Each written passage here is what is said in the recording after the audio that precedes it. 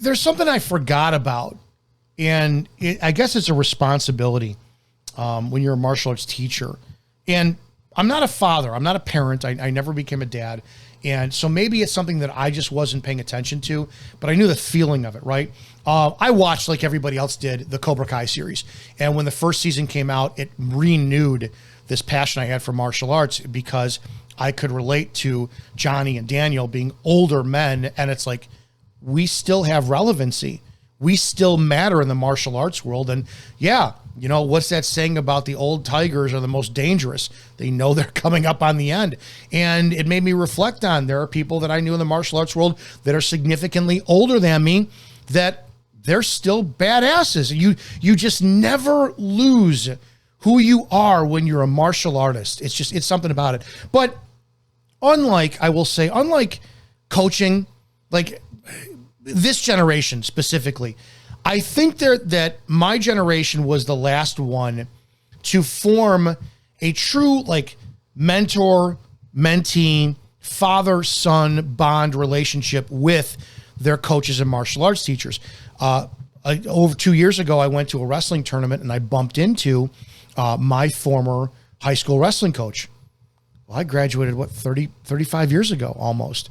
And when I walked in, I immediately turned into that 18-year-old boy again. And I was like, Coach.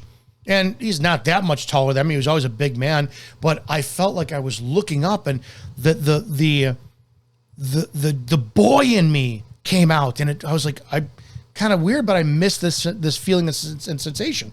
When I saw this scene in Cobra Kai, and I recognized it was probably the most powerful scene in the series. And it made me realize a lot about being a martial arts teacher and student and the responsibility that we have.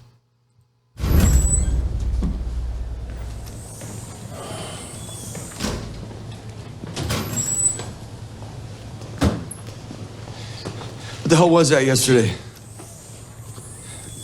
Bring up all the stuff from the past? What, you expect me to forgive you? I don't deserve forgiveness. Yeah, we agree on that. So I'll never forgive you for what you did.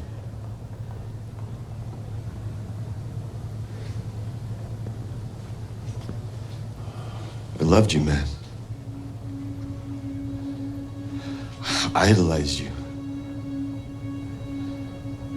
Every good thing about myself, strength, confidence, karate, you taught me. I only wanted to please you. So yeah, the night in the parking lot, December 19th, 1984, was the single worst moment of my life. But what hurt even more than being choked out was you abandoning me.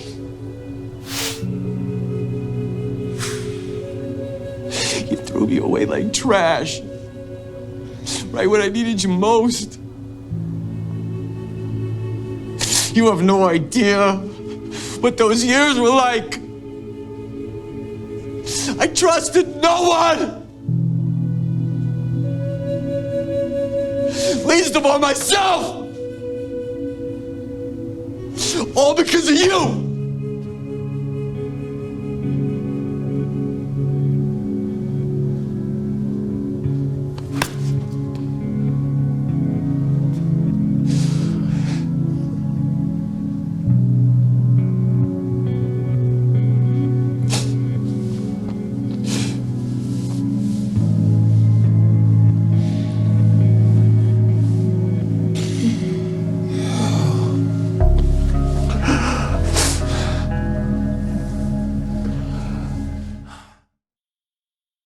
Probably the most powerful scene in the series. And when I watched it for the first time, it's like I got choked up because you could see in Johnny's face, even though he's an actor, right?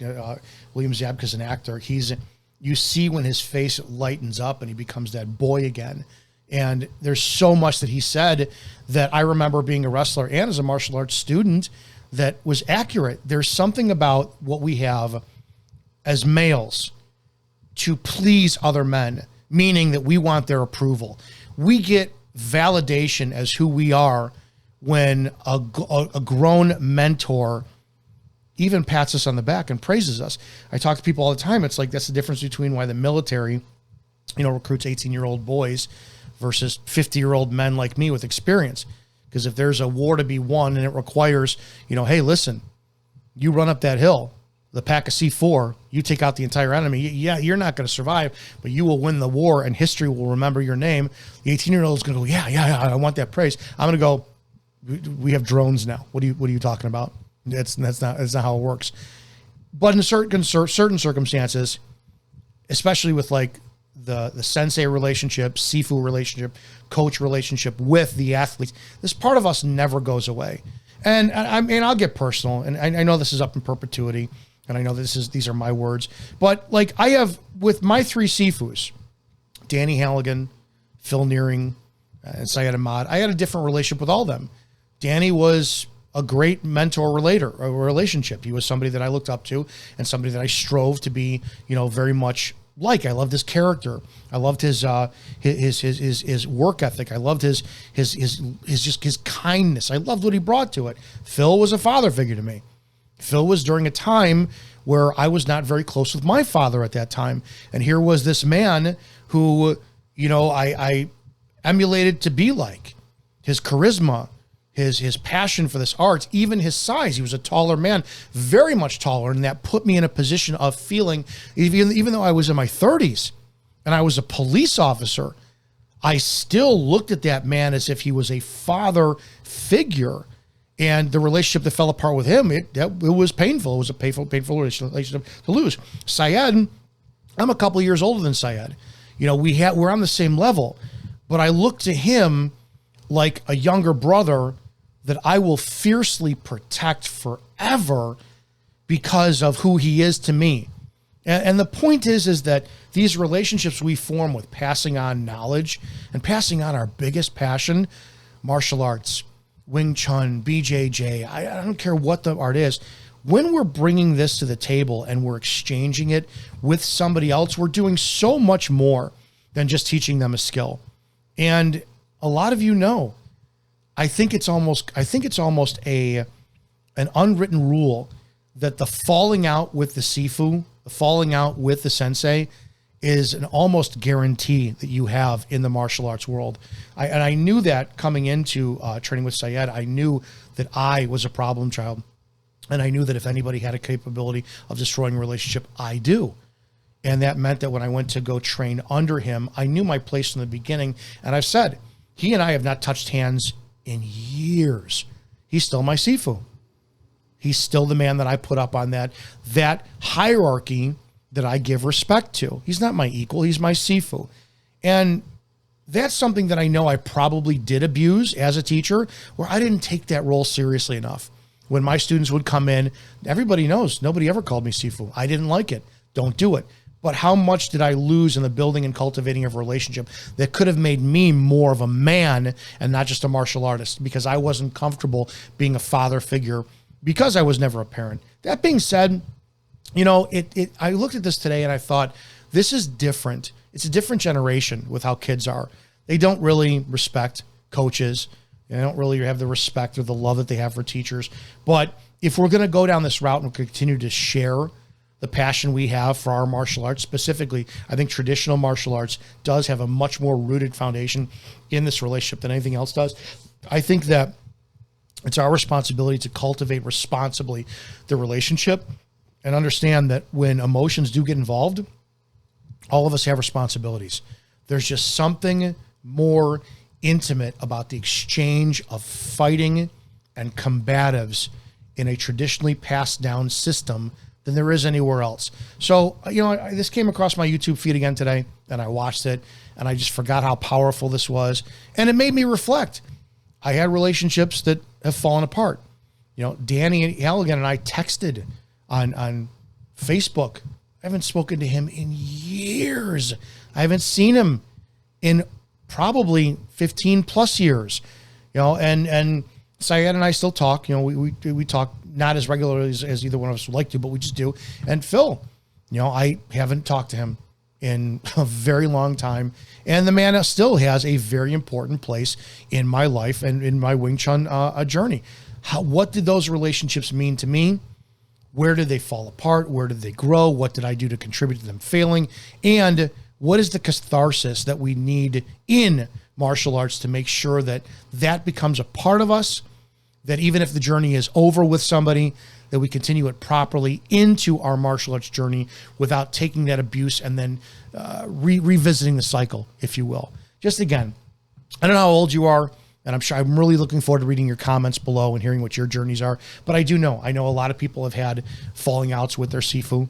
A lot of people have had bad martial arts experiences, and a lot of Sifus out there haven't understood the proper relationship of being that mentor. That it's almost like when the doctors talk about transference. Sometimes your passion bleeds into your student and you become the father figure they did not have at home. So I'm very thankful to all my Sifus. I'm very thankful to all my wrestling coaches. They absolutely helped me become the man that I am today, but I don't know if I understood at the time what their importance was to me. And I don't know if I cultivated that going on into my students moving forward. But I do know that as I will continue forward, I will always embrace what those passionate relationships that had more to do with the human character development than the martial arts skill meant to me. And you know what? Maybe it's just a reminder you look into for yourself. All right. Hope you guys have a great damn day. Stay dangerous, my friends. I'll see you guys in the next video. You guys, by no doubt by now, have heard that I've been talking about TRT, right? A little bit more openly lately because, well, I'm over 50. Listen, I'm going to be as candid as possible. I had my hormones checked 10 years ago, and it was an insane difference for me personally when I was on TRT versus off. When I was off, the things I felt like was I slept like shit. I was gaining this really just fat, skinny weight. It was ridiculous. My mood and my mental health was in the fucking toilet. My libido, gone. It's like, yeah, I was able to get an erection and whatnot, but when it came down to performance, I was like, I don't care. I can't stress this enough, right? And every medical like TRT company, they say they all want to have these just generalized bullshit ads and whatnot. And I don't want to talk about that. If you're a man and you know yourself better than anybody else does, you know how you're feeling. And it is a very strong possibility that your life is being affected by your hormones and aging and things getting out of whack. I'm extremely proud. I did partner. I'm a part of, both as a client and as a representative, Human Performance Team. That's hptrt.com. I want to implore you as a man to just get yourself checked out. That's it. You know what I'm talking about. For me personally, being on TRT, yeah, it was nice to get a regular erection whenever I wanted to. It was nice to feel better. The joints didn't hurt as much, moving around, all this kind of stuff. Adipose was going away. But my mood, I wasn't depressed anymore. I didn't feel like shit anymore. I didn't hate life anymore. I personally felt like when my hormones were regulated, I had a measurable, noticeable difference to say, fuck, I love my life. I'm not going to say that's going to happen for you, but I'm going to say that at the same time too, there's hope. There's hope. When you go to Human Performance Team, that's hp-trt.com. If you put in Izzo 20 in the narrative when you contact them, and you decide to become a client of theirs, you'll get a very considerable, generous discount. That's that. I'm not promising you anything. I'm not guaranteeing you shit. I'm not saying that what I went through, you're going through, and you're going to experience the same thing. I'm saying that if I discovered this, and my life feels amazing because of this, and I will personally attribute the noticeable difference in my mental health and my physical health when on versus off, then why would I not share it? They just happened to become a sponsor for the channel, and I'm extremely proud to be an ambassador of them. Human Performance Team, hp-trt.com. You owe it to yourself to being the best damn version of a man you are. That's it. Hope that helps.